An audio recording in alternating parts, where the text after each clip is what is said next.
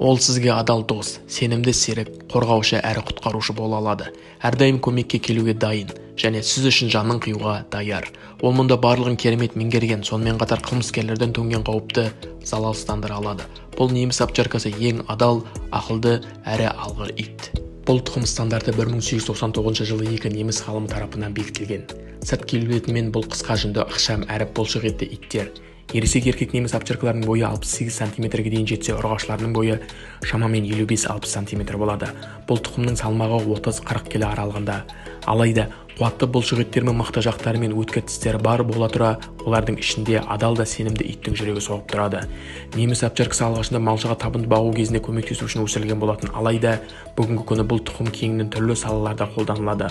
Бұл ит күзетші, құтқарушы, жолбасшы, мал бағушы және жай ғана адал серік бола алады. Ол осы аталған қызметтердің әрқайсысын мінсіз орындай алады. Полиция неміс овчаркаларын есірткі, контрабанда іздестіру және қылмыскерлерді ұстау кезінде пайдаланады. Ол үшін ит арнайы түрде үйретіледі. Қалың қорғаныш киімдегі адам жаттығу кезінде шабуылдаушы рөлін ойнайды. Ит барлық шабуылдауларды тойтаруы тиіс, бірақ себепсіз немесе уақытынан бұрын шабуыл жасауына болмайды. Мықты жақтарының арқасында овчарка қылмыскерлерді мықтап тістеп жерге құлата алады. Егер бұл жаттығу емес, шынайы жағдай болғанда және адам жай киімде болғанда өте ауыр соғар еді.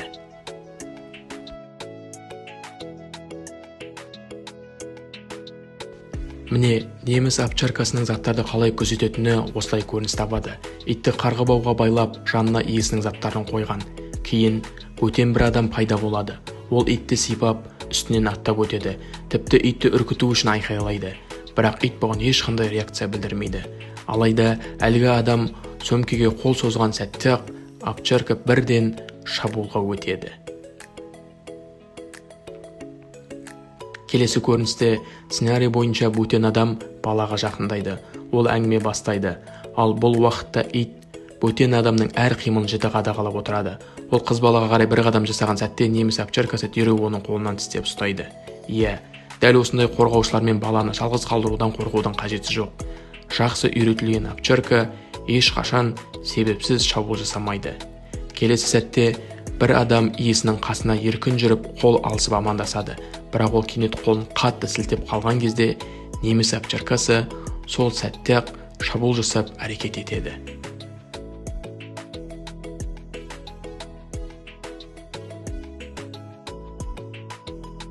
Бұл тұқым жайлы тағы бірнеше қызықты деректер бар. Неміс овчаркалары өте шапшаң. Олар бір сәтте-ақ ең жоғарғы жылдамдығына жете алады. Тіпті өткір бұрылыстарда да өз денесіне немесе айналадағы заттарға сүрініп, шалынып қалмайды. Бұл олардың неге полиция мен әскери қызметте жиі пайдаланатынының негізгі себептерінің бірі. Бұл тұқымда 3 түрлі түс бар. Сары және қара түстердің үйлесімі неміс овчаркаларында ең көп кездесетін түрі. Дегенмен толықтай қара немесе толықтай ақ түсті овчаркаларда кездеседі. Бұл иттер ірі денелі. Алғашқы 2 жылында овчаркалар дене бітімі жағынан сымбатты болып қалса да, кейін тез салмақ қосады. Бұл әдетте 40 келіге дейінгі салмақ қосатын ірі әрі күшті иттер. Егер овчарка жақсы үйретілмеген болса, ол бір соқтығысқанда ересек адамды да оңай құлатып кетуі мүмкін. Олар бөтен адамдарға сақ қарайды.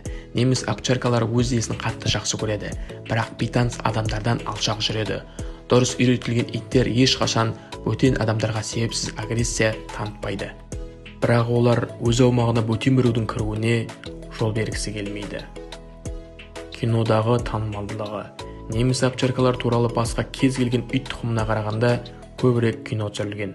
Олардың физикалық және психологиялық қасиеттерінің үйлесімі оларды тамаша актер етеді. Әлемде неміс овчаркаларына арналған кемінде 3 ескерткіш бар. Ресей Федерациясы, Тольяттиде, Канадада және Қазақстанда. Сонымен қорытындылай келе айтарым, неміс овчаркасы тек батыл күзетші ғана емес, сондай-ақ адал әрі мейірімді дос. Ол өзін жақсы көретін жандарға әрдайым көмекке келеді және ешқашан оларды өз еркімен тастап кетпейді.